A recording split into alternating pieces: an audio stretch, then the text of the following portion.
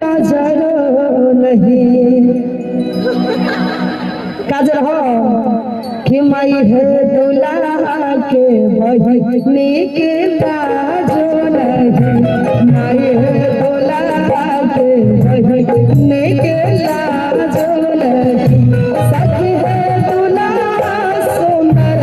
आँखें काजल नहीं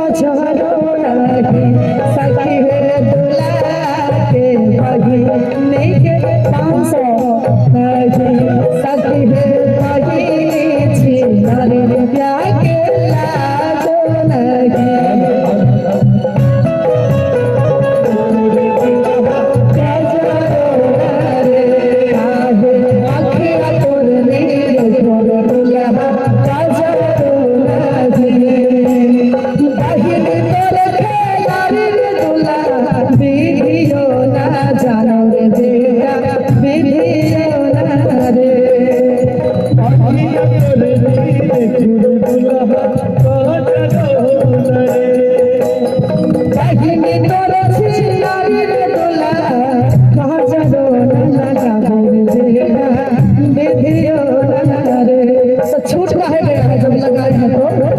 अच्छा से लगाते तो छूट पर में लगाए हैं तो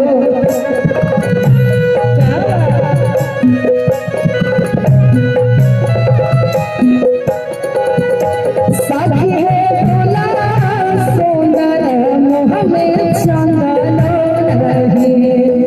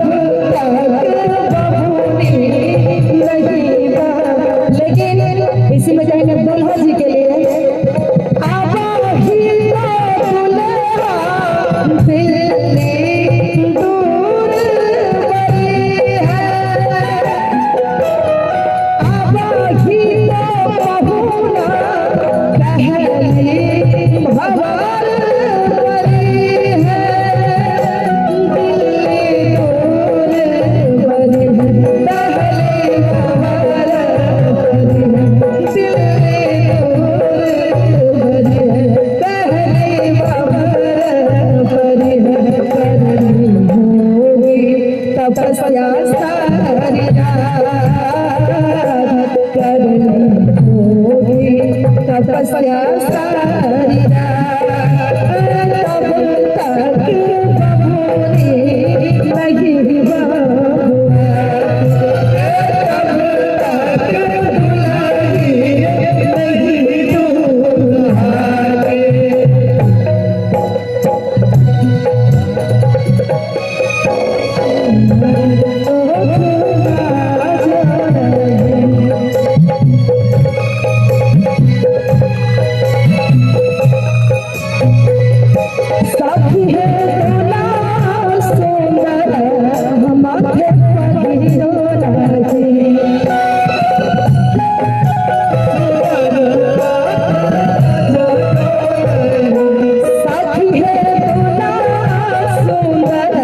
माथे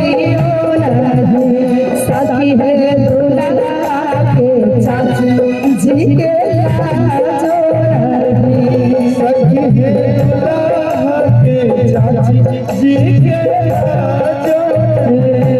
सखी है दुल्हा के मम्मी